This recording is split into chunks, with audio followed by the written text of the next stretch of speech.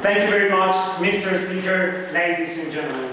Today, in the opposition side of this House, we found two main clashes. If by the end of this debate I answer these two questions with a yes, with a solid yes, then, ladies and gentlemen, we on the opposition side will have won and proven to you that this debate this motion shouldn't be passed.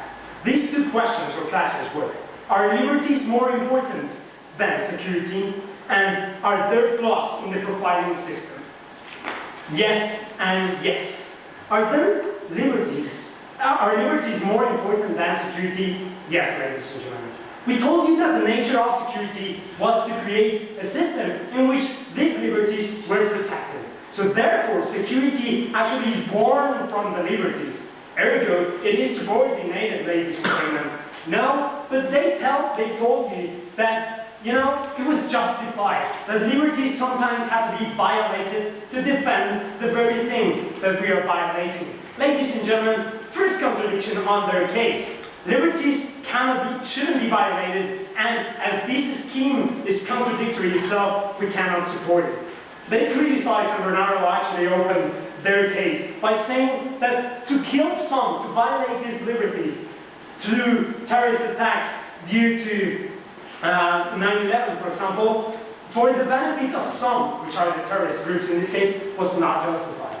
But he himself told us in a point of information that to violate some for the benefit of the majority was justified. Ladies and gentlemen, we just heard this contradiction, and we just heard things like, no, there should be a sacrifice.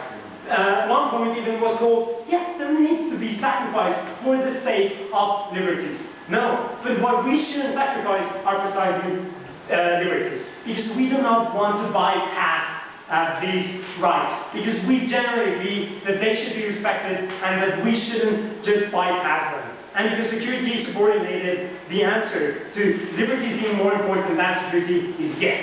Liberties are definitely, ladies and gentlemen, more important. It's in the same way that we do not support terrorist attacks, we do not support policies as this one.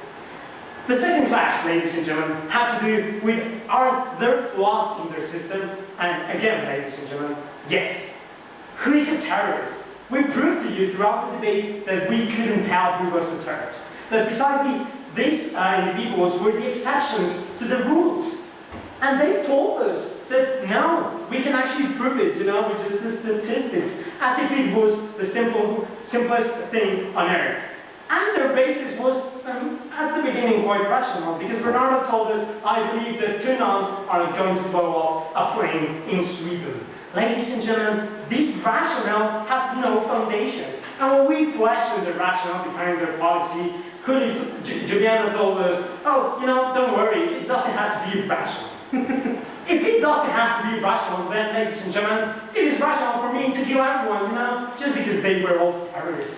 And ladies and gentlemen, it is precisely because we don't want these attitudes to proliferate. It is precisely because we want rational schemes that are effective, such as universal researching. We believe we shouldn't make assumptions. And through assumptions, which is the base of their system, there are many spaces and leaks in which the needle may go and blow up the haystack. Ladies and gentlemen, we don't need to assume. And the answer to the question of flaws in the profiling system is yes. So basically, ladies and gentlemen, we in the opposition proved that liberties are more important than security. Yes. And that there are flaws in their system. Yes. It is on this ground, ladies and gentlemen, that we won this debate.